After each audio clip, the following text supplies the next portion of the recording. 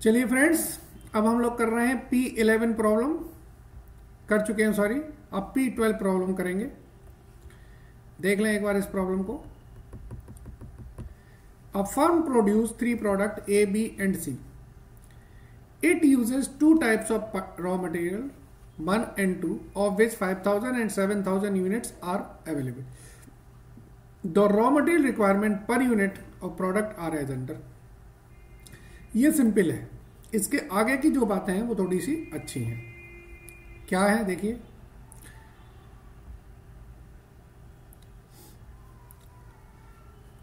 raw material labor time for each unit of product A is twice that of product B and thrice that of product C. ये line underline करें पहले तो। The entire labor force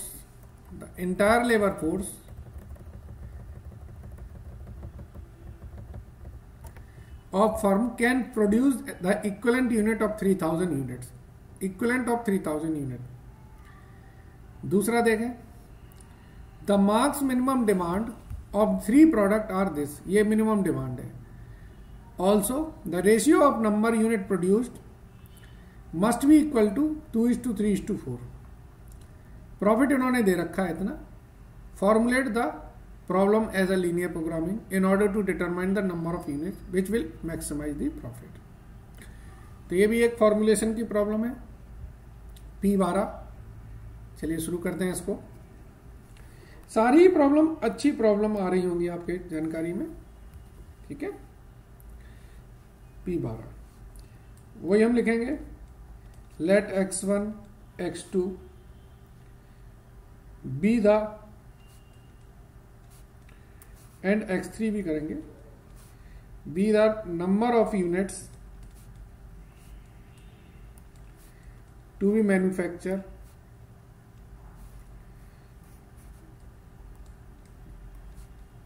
of product A, B and C.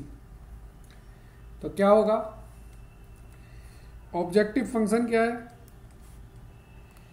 Maximise करना है हमको profit को। तो maximize Z is equal to, इनका जो पर यूनिट प्रॉफिट दे रखा है वो देखें कितना है। पर यूनिट प्रॉफिट है 50 50 80। तो 50x1 50x2 80x3 subject to. जैसे जैसे आप प्रॉब्लम्स के लेवल पे बढ़ते जाएंगे, अब आपको थोड़ी सी कॉम्प्लेक्स प्रॉब्लम आती जाएंगी, मजा आएगा। लेकिन सब्जेक्ट टू कंडीशन देखें क्या है। पहली तो रॉ मटेरियल 1 की कंडीशन है, 3x1 4x2 5x3, ये 5000 यूनिट है इसकी। 5x1 3x2 5x3, ये हमारे पास 7500 यूनिट है, ठीक है। आगे पढ़ें। अब लेबर टाइम की है, ये इंपॉर्टेंट है। लेबर टाइम की कांस्टेंट देखें क्या है। इन्होंने बोला जो x की है वो that is twice of by b, यानी कि जो x1 है वो x2 का आधा है और x3 का 1/3 है। इसको जरा एक्सप्लेन कर लें कैसे। इन्होंने बोला twice x1 is equal to x2, so x1 is equal to x2 upon 2, और इन्होंने ये बोला thrice x1 is equal to x3, so x1 is equal to x3 upon 3। लिखा है इन्होंने कि लेबर टाइम इसका दुगना है और इसका 3 गुना है। आगे इन्होंने ये भी लिखा है कि इन तीनों का जो इक्विवेलेंट टाइम है, इक्विवेलेंट का मतलब ये तीनों इक्विवेलेंट कर दिए हमने, ये जो है वो कितना बना रहे हैं, ये 3000 यूनिट बना रहे हैं। तो ये 3000 बना सकते हैं या इतनी बना सकते हैं। मल्टीप्लाई कर दें पूरी इक्वेशन को 6 से, तो ये बन जाएगा 6x1 3x2 2x3 18,000। ठीक है। अब एक और इक्वेशन है, वो है रेशियो की। रेशियो वाली देख लें। इन्होंने बोला है कि जो x1 है, x2 और x3 ये इन प्रोपोर्शन टू है 2:3:4। That is x1 upon x2 is equal to है 2/3, x2 upon x3 is equal to है 3/4 and x1 upon x3 is equal to है 2/4 और 3x1 इज इक्वल टू है 2x2 और 4x2 is equal to है 3x3 और 4x1 is equal to है 2x3। ठीक है। एक कंडीशन इन्होंने और दी है, वो है मिनिमम रिक्वायरमेंट की।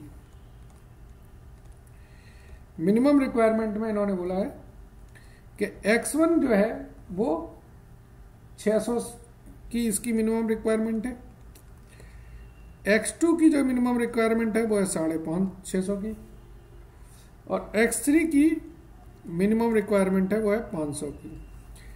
तो चौथी कंडीशन, तो ये लास्ट वाली कंडीशन हम लगा ही देते हैं, x1 x2 x3 is greater than 0। ठीक है।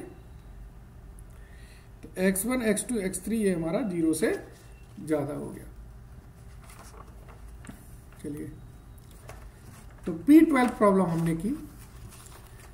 अब हम कर रहे हैं P14। ठीक है। ये प्रॉब्लम देखें, ये सारी प्रॉब्लम अपने आप में धुरंधर प्रॉब्लम है। ये P14 प्रॉब्लम करेंगे। देख लें एक बार। कुछ प्रॉब्लम अभी छूटती जा रही है, ये बाद में सॉल्व करेंगे क्योंकि अभी हम फॉर्मुलेशन वाले सम्स कर रहे हैं, तो फॉर्मुलेशन वाले उसी फ्लो में चलेंगे। ठीक है ना। तो P14 करेंगे।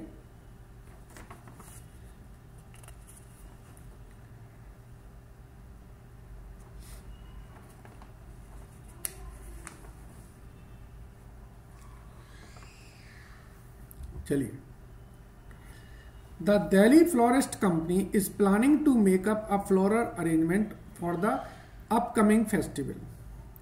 The company has available the following supply of flower at the cost of this. These flowers can be used in any of the 4 popular arrangement। ये लोग फ्लावर्स को, आपको पता है ना, फ्लावर से बुफे बना के भेजते हैं, बुके वगैरह। तो इन्होंने क्या है, 4 तरीके के बुके बनाए हुए हैं, एक इकोनॉमी, एक मे टाइम, एक स्प्रिंकलर और एक डीलक्स रोजेस। और ये इसमें ये इतने फूल्स लगा देंगे और इसके बाद इतने रुपए में बेच देंगे। Formulate a linear programming which allow the florist company to determine how many units of each arrangement should be made up in order to maximize profit। Last में इन्होंने लिखा है the for LP problem is not required to be solve. जो बताना चाह रहे हैं वो ये है कि कभी कभी इंस्टीट्यूट सिर्फ फॉर्मुलेशन पूछता है, तो आपने ये नहीं सोचना है कि नहीं फॉर्मुलेशन नहीं आएगा, हमेशा ये आ सकती है प्रॉब्लम, ये डरने की जरूरत नहीं है। ठीक है। चलिए, तो हम लोग करेंगे अब P14 प्रॉब्लम। आप लोग अपनी बुक देखें, मैं आपको स्क्रीन पर करके दिखाता हूं। ठीक है। P14 problem. सबसे पहले हम एक इसकी वर्किंग नोट बना लेते हैं, कैलकुलेशन ऑफ प्रॉफिट।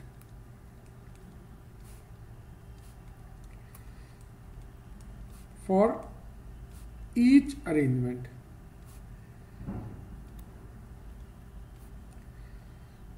ठीक है। अब समझिए क्यों बनाना है, क्योंकि हमें भी प्रॉफिट नहीं पता है कितने का है। ये है अरेंजमेंट इनके, कौन कौन से हैं? इकोनॉमी, दूसरा है मे टाइम,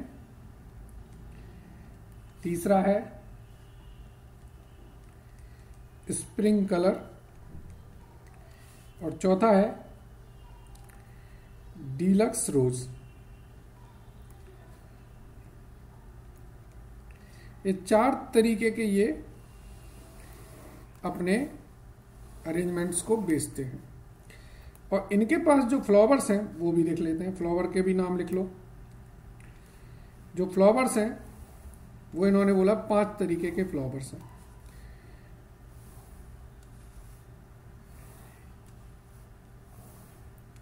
ठीक है ना? फ्लावर कौन से हैं? रेड रोज, गार्डनियन,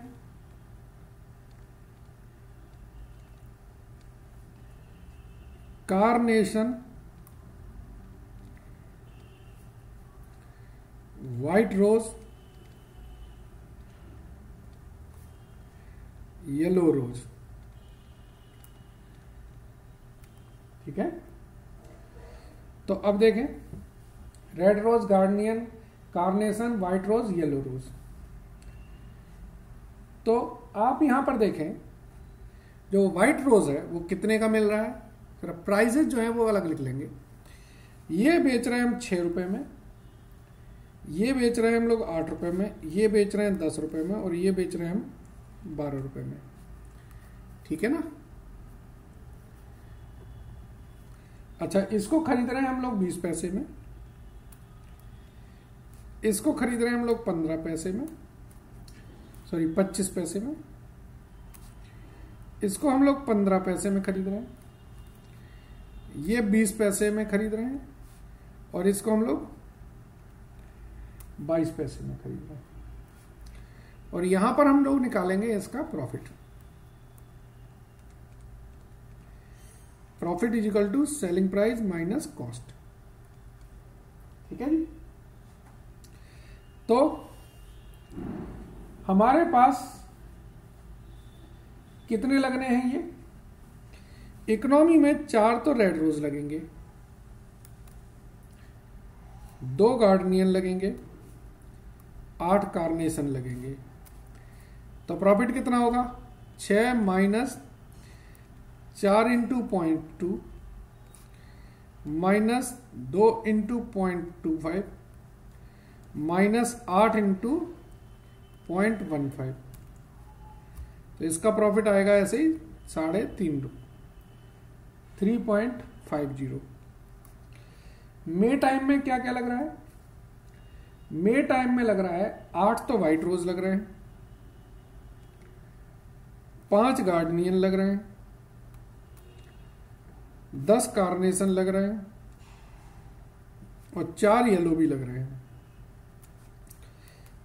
तो इसमें जो प्राइस होगी वो कितनी? ये 8 रुपए का बेच रहे हैं, minus 5 into 0.25 minus 10 into 0.15 minus 8 into 0.20 minus 4 into 0.22। तो इसका जो आंसर आएगा वो आएगा 2.77। ठीक है? स्प्रिंग कलर में देखें क्या लग रहा है?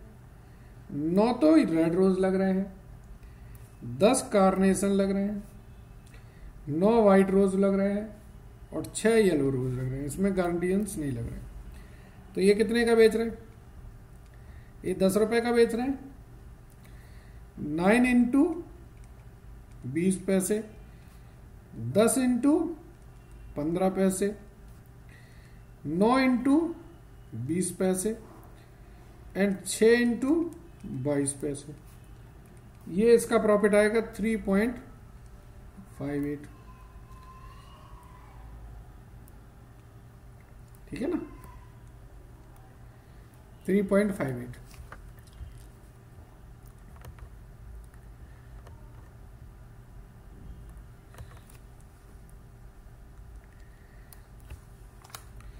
चौथा देखें, डीलक्स रोज।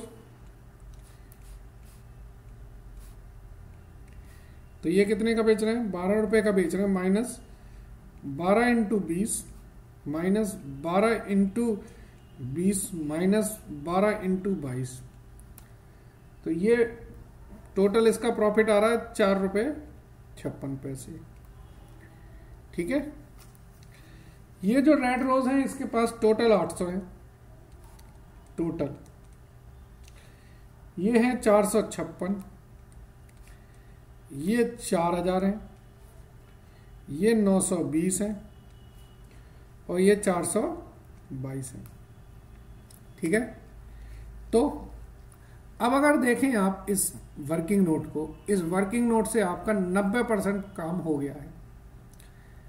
ठीक है, अब हम लिखेंगे late x1 x2 x3 x4 be the number of arrangement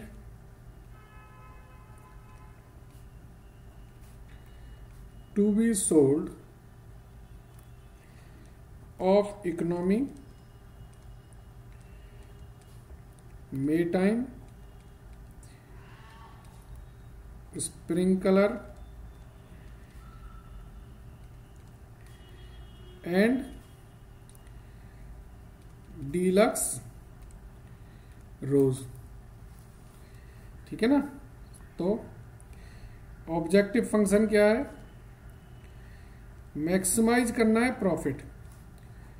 z is equal to 3.50 x1, 2.77 x2, 3.58 x3 plus 4.56 x4 subject to. आप देख लीजिए, रेड रोज की लिमिटेशंस का लगा देंगे, 4x1 plus 9x3 plus 12x4 is less than 800, 2x1 plus 5x2 plus, तो ये कुछ नहीं है, आगे 456 लगेंगे, 8x1 plus 10x2 plus 10x3, ये 4000 हो जाएंगे, 8x2 plus 9x3 plus 12x4, ये 920 हो जाएंगे, और 4x2 plus 6x3 plus 12x4, ये आपके 422 हो जाएंगे। Where x1 x2 x3 x4 is greater than 0। ठीक है नहीं, तो आई थिंक सो मजा आया होगा इस सवाल को करने में। चलिए, तो ये हमने P14 सवाल किए। ठीक है, अब सारे सवाल ऐसे धीरे धीरे बढ़ते जा रहे हैं हम लोग, और कॉम्प्लेक्स कॉम्प्लिकेशंस बढ़ती जाएंगी सम्स की।